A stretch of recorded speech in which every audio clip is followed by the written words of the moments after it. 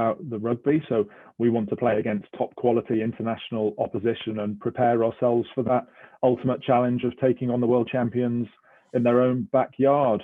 We love the idea of playing against Japan and their really exciting brand of rugby. And for the fans, we think this is really exciting as well. They don't often get the opportunity to see the Lions players in the flesh, do they? Particularly not on home soil. So we're really keen to provide them with that opportunity. In fact, what we're seeing is the level of interest in the tour as a whole being considerably higher than anything we've seen for previous tours. And there's lots of different reasons for that, aren't there? But it's almost as if the Lions Tour has become the physical representation, if you like, that people have been missing during lockdown. So that applies to both the Japan fixture up in Edinburgh and to the tour in South Africa as well. And look, we are still somewhat insulated from the worst of the pandemic, aren't we? Given that we've still got the best part of 9 months or so to go until the tour. We work very closely, as you would expect, with the South African Rugby Union, and all our planning is designed to make sure that the tour is ready to deal with whatever COVID environment we find ourselves in next year. But clearly nobody can say with any certainty exactly what the situation will be next summer. So we are very heavily involved in contingency planning so that we can deal with any scenarios that emerge. But right now, there are lots of reasons to be optimistic, which is why we're planning to make sure the tour can go ahead next summer.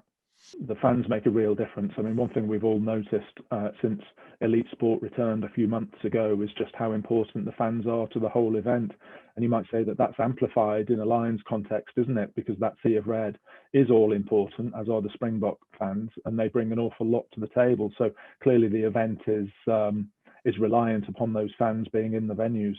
I think worth pointing out that we've got 2 matches here taking place in different countries with different kickoff times, so there wouldn't be a direct clash, and of course they'd be using different groups of players. And it's a reality of modern day sport scheduling, isn't it, that you often see multiple events happening simultaneously across the international sporting calendar. Six Nations is a great example where you have 3 test matches taking place on the same day at the combination of that championship every year, and it works really well. So my view is at the end of next summer, after what will have been a difficult and challenging period, actually lots of different fixtures can work together and become part of a celebration of rugby at the end of the season.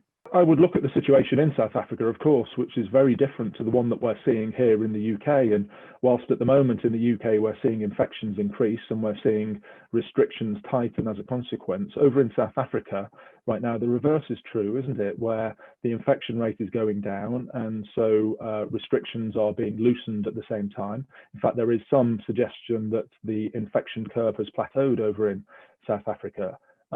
So I would encourage people to buy their travel packages and make their plans to be in South Africa next year. Important point to note is that if people do buy tickets and travel packages, then they are all fully refundable in the event that the tour can't go ahead because of COVID.